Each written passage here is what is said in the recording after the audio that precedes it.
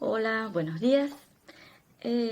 Hoy vamos a trabajar uno de los últimos textos de la tercera unidad, la tercera unidad que tenía que ver con el pensamiento filosófico político en la modernidad, y nos vamos a abocar al texto de Châtelet, Una historia de la razón, el capítulo quinto, que lleva por título Kant, pensador de la modernidad.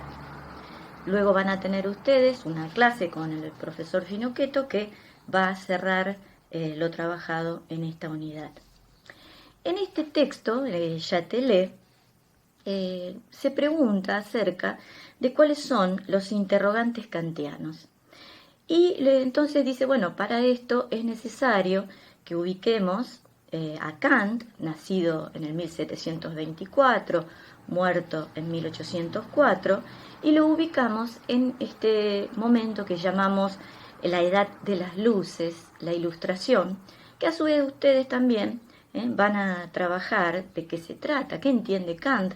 Hay un texto que se llama ¿Qué es la ilustración?, que ustedes lo van a trabajar en los prácticos.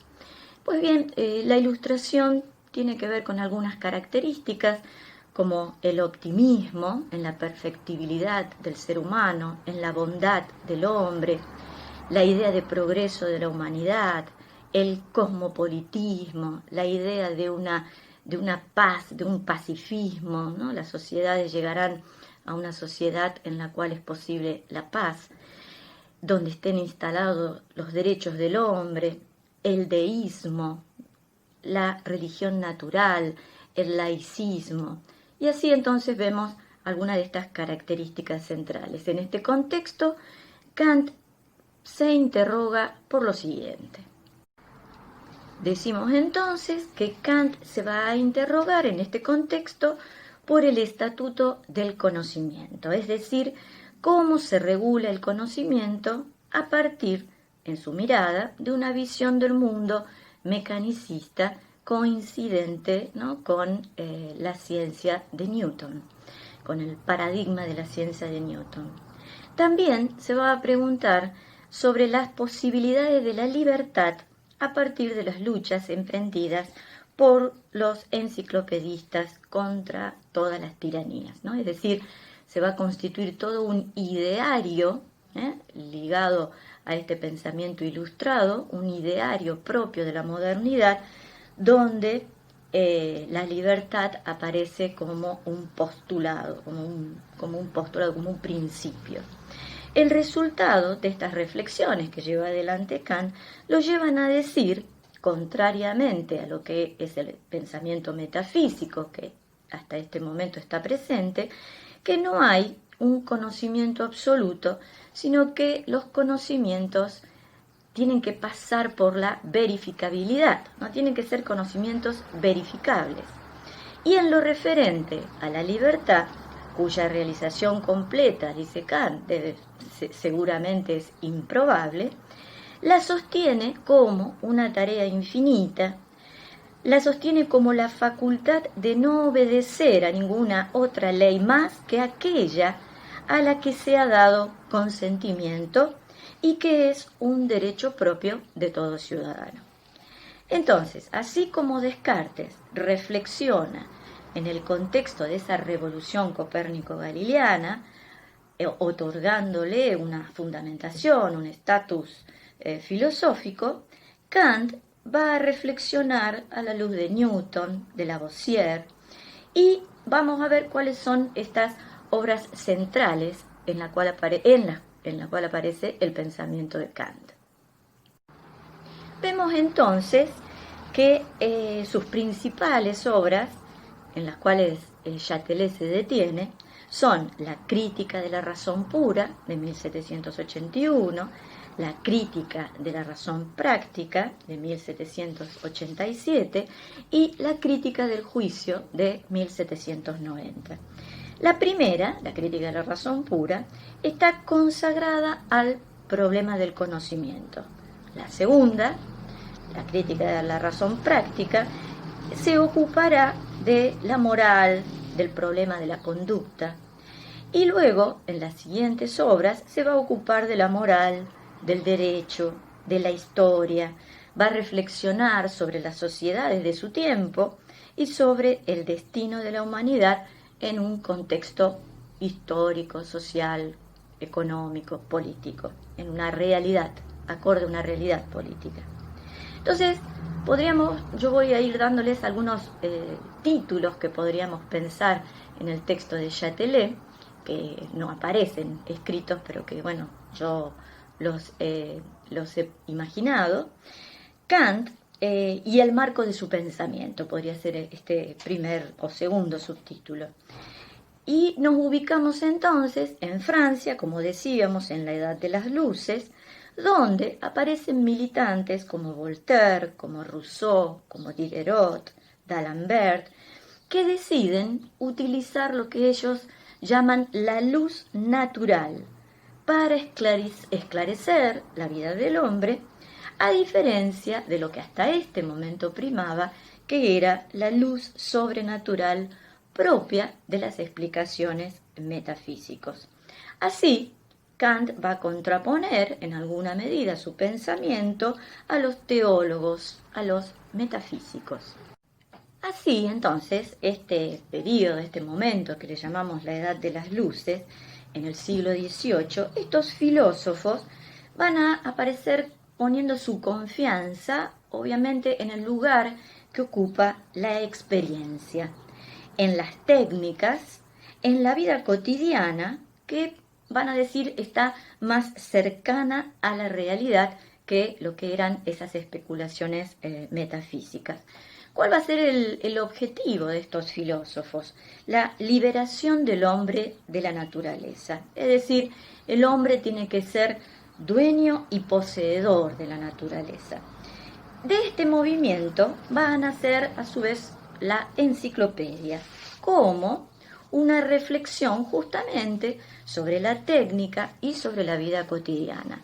Y una crítica, va a aparecer en esta enciclopedia, una crítica a las nociones teológicas. ¿Cuál va a ser la finalidad? Liberar al hombre de la naturaleza, de las pasiones, de las tinieblas, ¿no? Esa enciclopedia, ese proyecto va a incluir todos los conocimientos, o el intento es incluir en esa enciclopedia todos los conocimientos que se tienen al presente, desde aquellas teorías que pueden ser más sofisticadas hasta aquellos saberes que tienen que ver con la vida cotidiana. Y para esto es necesario, como decíamos, liberar de la naturaleza, de las pasiones, de las tinieblas, de los prejuicios, de los preconceptos, ¿no? Es decir, lograr este esclarecimiento de la razón. ¿Qué son las tinieblas? Las tinieblas son supersticiones marcadas por el fanatismo, por el oscurantismo propio de la religión, y que entonces en este sentido se trata de razonar sobre Dios únicamente con la fuerza que puede dar la experiencia. Bien, en lo político, para estos militantes que llevan adelante la enciclopedia, se trata de liberar al hombre de la tiranía de las costumbres, de las instituciones arcaicas, y van a estar favorecidos porque van a encontrar aliados en los déspotas ilustrados, ¿no? Que se van a identificar con este movimiento de liberación. Así Kant espera una transformación de la naturaleza humana, cree que el hombre es perfectible y acorde a esta idea de progreso tan presente en este periodo. Dice Châtelet que Descartes lleva adelante una importante innovación cuando propone cuál va a ser esa tarea original del hombre en el sentido de dominar la naturaleza. Pero, por otro lado, ¿cuál es su límite? El seguir expresándose con conceptos propios de la teología y de la metafísica clásica. Pero más allá, ¿no es cierto?, de este límite, en Descartes vamos a encontrar dos movimientos que se inauguran y que en alguna medida siguen su pensamiento. Por un lado, quienes toman a la ciencia direccionada justamente con este ideal, ¿no es cierto?, de transformación de la naturaleza mediante las técnicas humanas, que al mismo tiempo rechazan lo arbitrario y quieren hacer pasar todo por el filtro de la razón. Recordemos que en el discurso del método, nosotros lo vimos en el texto de García Orza, las reglas del método, ¿no? Y vimos cómo en el discurso del método Descartes justamente dice que no hay que admitir como verdadero más que lo que conociera evidentemente como tal. Es decir, estos filósofos, estos enciclopedistas, toman este pensamiento de Descartes. Es decir, que los filósofos de las luces, por un lado, ¿no es cierto?, van a tomar toda esa herencia cartesiana, pero al mismo tiempo se van a constituir en filósofos empiristas, ¿no? Es decir, filósofos empiristas acordando con un método cartesiano donde hay que ser riguroso con el lugar que ocupa la razón. Pero también va a haber otro movimiento, aparece un cartesianismo de escuela, con otro tipo de intereses complejos y diferentes de los anteriores, como el caso de Spinoza o de Leibniz. Ahora bien, vayamos a un punto entonces que está presente en el pensamiento de Kant, el descubrimiento de Hume. Todo conocimiento proviene de la experiencia y comprueba entonces Hume que la causa no tiene una justificación, ¿no? Acá aparece una crítica importante a la idea de causalidad por parte de Hume. Dice que jamás somos capaces de descubrir un poder o una conexión necesaria, una cualidad que ligue el efecto a la causa y haga de la una la consecuencia infalible de la otra. La causa figura como un principio explicativo del efecto. Dice Hume que ¿por qué la causa sería considerada una razón? Llamamos causas, define entonces finalmente Hume, a los antecedentes constantes que reparamos en nuestra experiencia y que por hábito las instituimos como razones. Recordemos entonces que Hume, en tanto es un filósofo empirista, hace una crítica fundamental, ¿no es cierto?, a la idea de causalidad, diciendo que, en definitiva, el conocimiento es el resultado de las vivencias, de las creencias, de hábitos, que nos lleva a hacer asociaciones entre ideas.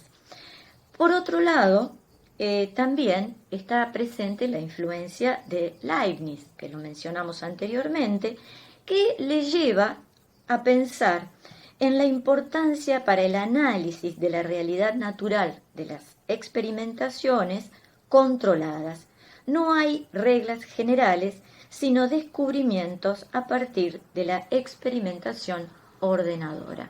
Es decir, que en el aporte que va a hacer Leibniz y al cual está atento Kant, es que por parte del científico lo que hay es una experimentación ordenadora, no, digamos, va un paso más allá que poder pensar la experiencia como solamente una vivencia, sino que por parte del científico, ¿no?, hay una experimentación controlada, es decir, hay un experimento más allá de la experiencia que se pueda tener. No hay entonces un orden del mundo que corresponda a una razón superior, homogénea, unificada, sino que hay órdenes del mundo que debemos tratar de captar. Así la ciencia es un medio para vivir mejor en la vida cotidiana, terminará diciendo Hume. Entonces, habiendo diferenciado lo que es una experiencia cotidiana de lo que va a ser una experimentación ordenada, un control propio de la actividad científica, veamos ahora cómo podemos pensar la teoría kantiana del conocimiento.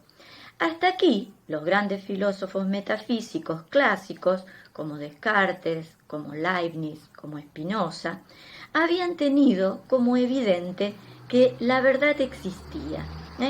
Había un axioma previo y se preguntan, como Descartes, por ejemplo, ¿cómo es posible que el hombre se equivoque? Una pregunta que se refiere al error. En paralelo esto, ¿no es cierto?, a la cuestión teológica de cómo funciona en la religión el pecado, ¿no? El problema teológico era cómo es posible que Dios, todopoderoso, bondadoso, haya creado a Adán, que sería un pecador. Kant se plantea una pregunta más radical. ¿Cómo es posible que haya verdad? Así adopta ahora una actitud crítica. ¿Qué quiere decir crítica?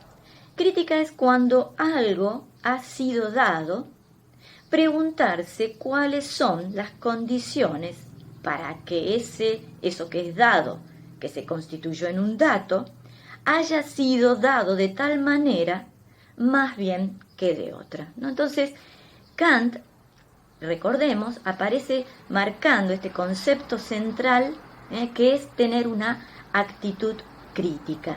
Y la pregunta deja de ser ¿cómo es posible que el hombre se equivoque?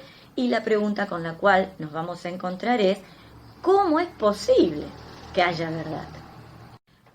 Así, en la crítica de la razón pura, Descartes va pensando cómo han sido pensadas y elaboradas disciplinas como la metafísica, que dice que se ha estancado en su elaboración, las matemáticas, que piensa que han alcanzado ya un grado de perfección, y la física, que nos dice progresa sin tregua. El punto de partida, entonces, en su teoría, es el hecho de que el pensamiento humano ha elaborado matemáticas, conocimientos matemáticos, conocimientos propios de la física, de la metafísica, pero que es necesario realizar una descripción desde el sentido común, en el sentido esto a cómo lo había pensado Hume, ¿no? Hume es quien nos dice Kant, lo ha despertado del sueño dogmático, ¿no? El que permitirá llevar adelante algunas preguntas que el hombre, el filósofo puntualmente, hasta este momento no se ha hecho. ¿Cuáles son estas preguntas? ¿Cómo se debe concebir el estatuto del sujeto cognoscente, es decir, del sujeto que conoce para que exista conocimiento? Y la otra pregunta sería, ¿cómo se debe concebir el objeto conocido? Es decir, ¿cómo concebir la realidad para que puedan haber existido ciencias como la física y la matemática? Entonces, otro título que nos planteamos es lo que, según Kant, es necesario para que algo sea conocido. Y va a pensar, podríamos llamar, en dos etapas. Una primera etapa pasivo-conformadora y una segunda etapa que podríamos llamarla activa. Deteniéndonos entonces en la primera etapa que va a describir Kant, esa etapa pasivo-conformadora, dice Kant que es necesario que exista una afección, ¿no? El hombre, en principio, es pasivo y es necesario que ese sujeto que conoce, el sujeto cognoscente, reciba algo. Es necesario que algo le sea dado. Entonces, nos va a decir Kant, la primera facultad que se va a poner en juego para que haya conocimiento es la que él va a llamar sensibilidad. El dato que afecta la sensibilidad es el material del conocimiento. Entonces, todos los mensajes que nos provenientes del mundo exterior son necesariamente recibidos, es decir, formateados, recibidos en un espacio ver, oler, oír, están en el espacio y a su vez recibimos los mensajes que también provienen de nosotros mismos. ¿No es cierto? Es decir, podrían ser de nosotros mismos o del exterior, en un tiempo. Brevemente, entonces, decimos que la sensibilidad ya está en alguna medida informada, es decir, que tiene formas. Todo mensaje que nos afecta se da en un espacio y en un tiempo. Es decir, en un espacio pensado a la manera de la época de Kant, un espacio euclidiano, y en un tiempo lineal marcado por la sucesión. Explicando entonces Châtelet esta primera etapa, decimos que el hombre es afectado y en el mismo acto en el cual organiza estos mensajes según un espacio y un tiempo, la denomina a esta etapa inconsciente, es decir, el sujeto no lo sabe, es decir, no hay una mirada en la cual podamos decir que el sujeto es consciente de esta conformación, sino que se produce trascendentalmente. ¿Qué quiere decir que se produce trascendentalmente? Trascendental en Kant es condición a priori de un conocimiento. ¿Qué significa que es a priori?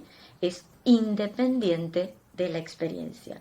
Entonces, esta etapa en la cual el sujeto, decimos, no sabe, es inconsciente, que se produce trascendentalmente en tanto condición de posibilidad, es la que permite acceder a una etapa activa y conformadora, activa y ordenadora y productora del conocimiento. Así, damos cuenta de la segunda etapa. Esa segunda etapa que es activa, allí dice Châtelet, el yo que conoce, el yo cognoscente, aplica las reglas del entendimiento a esta materia que es dada a la sensibilidad.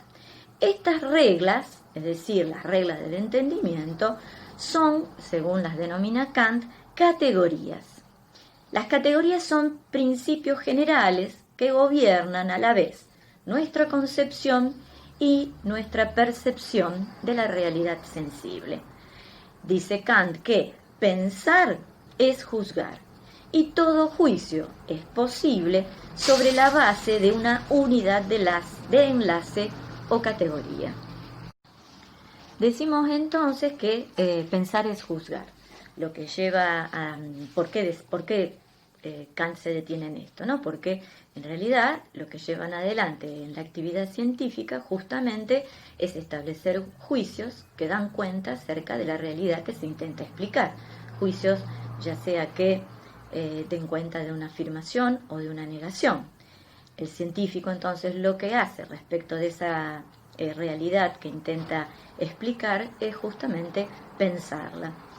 Ejemplos de estas categorías son la causalidad y sustancia y accidente. Cuando mencionamos la idea de causalidad, dice Kant que en tanto percibimos y concebimos lo real a partir justamente de este modo de ordenar que es la causalidad. La percibimos a la realidad como secuencias de causas y efectos.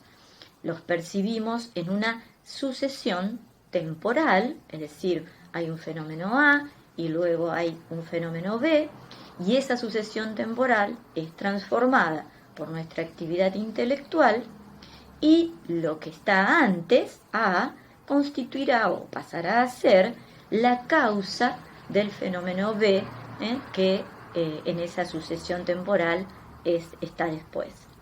En cuanto a sustancia y accidente, decimos que podemos concebir la realidad, no podemos concebir la realidad sin pensar que existe algo permanente. Aun cuando haya transformaciones, siempre hay algo que permanece, un substrato, diríamos, ¿no? Ya hemos visto estos conceptos de sustancia y accidente en Aristóteles, lo hemos visto en en Descartes, es decir, que es una idea que ha estado presente en el pensamiento clásico y que Kant la piensa como un modo mediante el cual el sujeto ordena la realidad. Un punto importante que hay que establecer en el sentido de aspirar a que el conocimiento científico se constituya en un conocimiento universal y necesario, que es una aspiración propia de la época, es justamente que nos garantiza la validez objetiva de las categorías y de los principios, ¿no? Es decir, qué es lo que garantiza que ese modo de ordenar y de concebir la naturaleza y de explicarla es universal y necesaria, ¿no? Y que no caer en una perspectiva relativista. Pues bien, la respuesta que daría Kant es que las condiciones de posibilidad de la experiencia que tenemos los hombres, en general, es al mismo tiempo la condición de posibilidad de los objetos de la experiencia, ¿no? Es decir, la condición de que haya una experiencia en general, propia del conocimiento científico, tiene que ver con que es al mismo tiempo condición de posibilidad del objeto de experiencia. Lo que llamamos lo real, es decir, aquello que es producido por el sujeto que conoce, el sujeto lo ha logrado a partir de que transforma el material que le es brindado por una exterioridad que en sí misma es incognoscible. Lo que conocemos del mundo, Kant lo llama fenómeno, lo que aparece, que está constituido por un material irreductible que, por tanto, no depende del hombre. El objeto de conocimiento es un producto, es una creación del sujeto cognoscente. Así, este sujeto que conoce no es ni un sujeto psicológico, sino que, como lo habíamos mencionado anteriormente, es un sujeto trascendental del cual estamos hablando. Son aquellas condiciones de posibilidad. Es decir, es un sujeto que traza las condiciones a priori, independientes de la experiencia, de la posibilidad de los objetos en general. A este cambio de perspectiva se le denomina idealismo. Vamos a encontrar en Kant un idealismo crítico. Luego, más adelante, va a dar lugar a un idealismo absoluto en la figura de Hegel. Este idealismo lo llama Kant que se ha producido en el orden del conocimiento una inversión copernicana. Así, el conocimiento no se refiere a la realidad en sí misma, tal cual ella es en sí misma, como noúmeno, sino a aquello que se aparece, al fenómeno. Tenemos entonces, en la perspectiva de Kant, tres facultades que hemos estado viendo. Dos de ellas hemos estado viendo. La sensibilidad, que es pasiva, el entendimiento, que es activa, y ahora agregamos una tercera facultad, que es la facultad de la razón o facultad de los principios. Esta última hace referencia a que, al abordar el papel de la razón en el conocimiento, el sujeto que conoce no se satisface con asignar, por ejemplo, una relación de causalidad o en el sentido de la substancia y accidente. Decimos entonces que, tomando la categoría de la causalidad, esa relación de causalidad entre dos términos, A y B, el fenómeno A y el fenómeno B, en el cual hablábamos de que había una causa y una consecuencia, el sujeto quisiera poder remontarse a una causa primera que tornara inteligible la cadena de las causas y efectos. La razón, esta tercera facultad que estamos introduciendo, la razón es la facultad de los principios. Al ser el principio, lo que es puesto en primer lugar. En el dominio teórico del conocimiento, este uso es ilegítimo, es decir, no podemos conocer la causa primera. Es decir, que esta tercer facultad o facultad de los principios aspira, cuando el hombre intenta conocimiento, no solamente quedarse en el plano de la explicación del orden de la naturaleza, en la física, sino que va a pegar un salto y preguntarse por la causa primera que torna inteligible todo ese ordenamiento.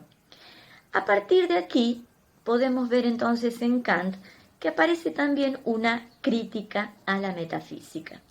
La última parte de la crítica de la razón pura muestra cómo los metafísicos se han equivocado al hablar de algunos objetos privilegiados como ser el alma, el mundo o Dios.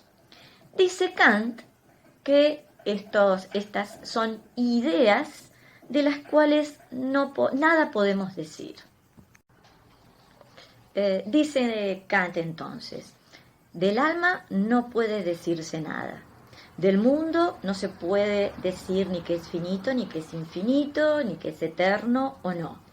Y de Dios no se puede demostrar que existe ni que no existe. Es decir, estos han sido las discusiones que durante siglos han ocupado la reflexión metafísica.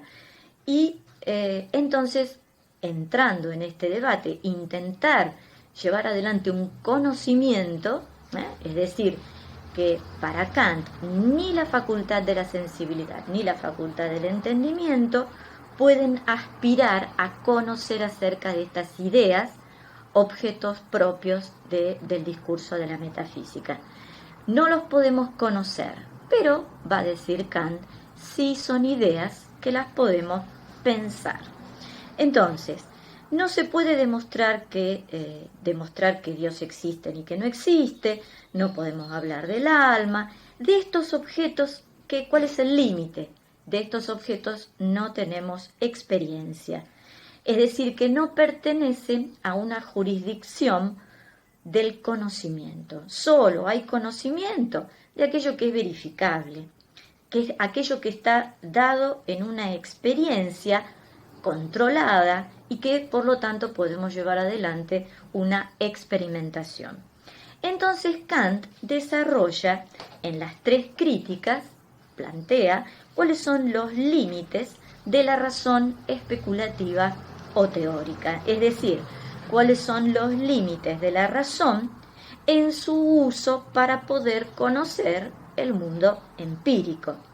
Un uso teórico de la razón, que ¿qué es lo que debe hacer? Criticarse a sí mismo, es decir, tiene que ser capaz de fijarse los propios límites.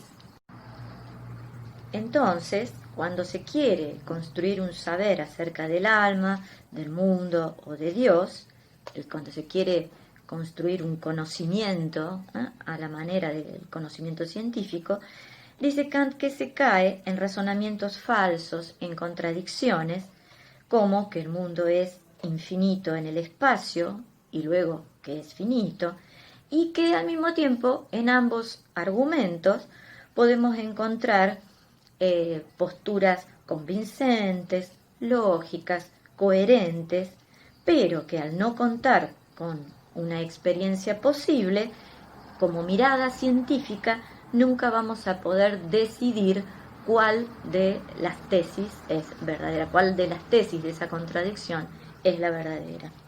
Kant muestra que ya en la empresa platónica estaba presente la idea de construir un saber absoluto y, sin embargo, dice él que todo saber es relativo a la estructura del hombre. El hombre no puede pensar a la manera como piensa Dios. ¿Por qué? Porque el hombre es finito y va a construir sus enunciados verdaderos en función siempre de la experiencia. la idea de un saber como totalidad va a ser ahora entonces, a partir de Kant, sustituida por la noción de un sistema abierto, donde abierto en tanto siempre tiene que estar sujeta a verificados, a la verificación experimental. Entonces, pero siempre, decíamos, queda esa aspiración también en el hombre por pegar ese salto y poder llegar al conocimiento de una causa primera que torne inteligibilidad al todo. Pasamos entonces a esta aspiración que tiene el hombre de por sí, ¿no? Aspiración a lo absoluto.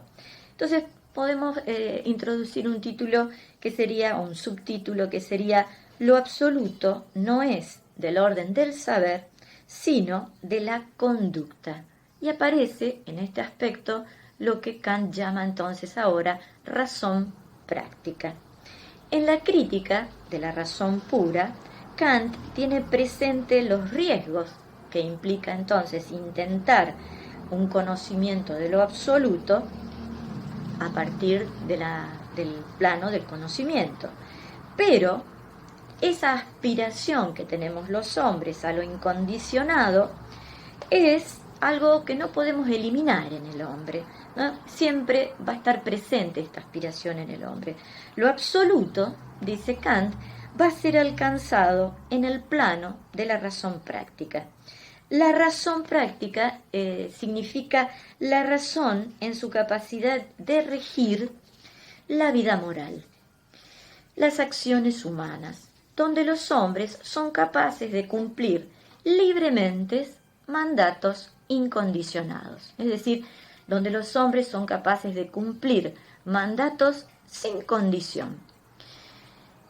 En una de las últimas obras de Kant se puede leer esta idea. ¿Qué es la ciencia respecto de los más altos destinos del hombre? ¿No? Es decir, nos hace pensar qué lugar ocupa la ciencia cuando reflexionamos el destino de la humanidad. La razón puede encontrar su uso pleno en el dominio de la moral. Así Kant rescata, ¿no es cierto?, el uso de la razón práctica en el campo del sentido popular, en la vida cotidiana, donde él dice que se encuentran actos morales desinteresados, que no necesariamente persiguen un fin personal, y piensa que las prescripciones sobre la manera en que los seres humanos nos tenemos que manejar, deben ser válidas para todos, es decir, deben ser las prescripciones, los mandatos deben ser universales, independiente de las circunstancias particulares y subjetivas en las cuales los seres humanos vivimos, ¿no? Es decir, así como en la ciencia se busca lo universal, en el campo de la reflexión ética, Kant también va a buscar cuáles son esas leyes universales y necesarias en alguna medida que dejan de lado o independientes de las circunstancias particulares y subjetivas. Una prescripción fundamental para Kant, una regla que permite pensar su ética, es: actúa siempre de tal modo que puedas erigir la máxima de tu acción en una ley universal. Las máximas son particulares, las máximas son subjetivas, en tanto que la ley aparece como algo válido universalmente. Por ejemplo, el mentir. ¿Podría erigir mi máxima a ley universal? Por ejemplo, yo podría aceptar la mentira. ¿Qué sería de la comunicación de los hombres si se pudiese mentir en algunos casos y en otros no? Con rigor, Kant declara que no hay que mentir en ninguna circunstancia. De lo contrario, toda palabra estaría desprovista de significación. Entonces, en la perspectiva de Kant, el hombre tiene la elección entre ser libre y ser determinado. Es decir, por un lado, el hombre tiene pasiones, sentimientos, como el resto de la naturaleza en alguna medida, entonces está determinado. Pero está en la naturaleza inteligible del hombre el poder sustraerse a estas determinaciones y constituirse en un sujeto libre, capaz de rechazar las pasiones y querer realizar la ley moral. Es decir, querer realizar una elección, en este sentido, universal. La voluntad humana es guiada por la razón, pero como justamente también existen estas inclinaciones, la voluntad entra en conflicto con las inclinaciones. Y es entonces cuando tiene que presentarse el deber, el mandato, lo que Kant va a llamar el imperativo categórico. El hombre, cuando aparece este imperativo categórico, se constituye en legislador y sujeto en un reino de fines, hechos posibles, estos fines, por la autonomía de la voluntad, ¿no? El hombre es capaz de aspirar a estos fines. Pensaba Kant que ningún hombre había cumplido un acto moral en el sentido como él lo había definido, ¿no? en un sentido absoluto. Hay siempre en el hombre circunstancias que le atañen. Entonces, piensa más allá de esta situación que la libertad es lo más precioso. Es en el acto, en las acciones, en las cuales el hombre puede llegar a alcanzar lo absoluto, tanto en la lucha contra la tiranía, cuanto en la lucha contra las pasiones, y es deber del filósofo indicar cuál es ese camino, cuál es ese deber. Así, esta perspectiva de Kant, la moral de Kant, desemboca en lo que llamamos una filosofía de la historia. Esta filosofía de la historia se encuentra contenida en algunos textos breves, escritos en los últimos tiempos de la vida de Kant. Estos textos llevan por título Idea de una historia universal desde el punto de vista cosmopolita. Otro título es Reiteración de la pregunta si el género humano se encuentra en constante progreso hacia lo mejor, donde se refleja la esperanza que tiene Kant en la humanidad en el sentido de este acercamiento a la paz mundial, a una humanidad más pacífica y más moral. El hombre puede aspirar a constituirse en un absoluto mediante las acciones. Pero este marco moral convierte a la misma moral en algo inaccesible en un sentido absoluto. Sin embargo, es el fin que todo hombre debe darse a sí mismo. Es por esto que Kant va a mencionar que hay postulados de la razón práctica.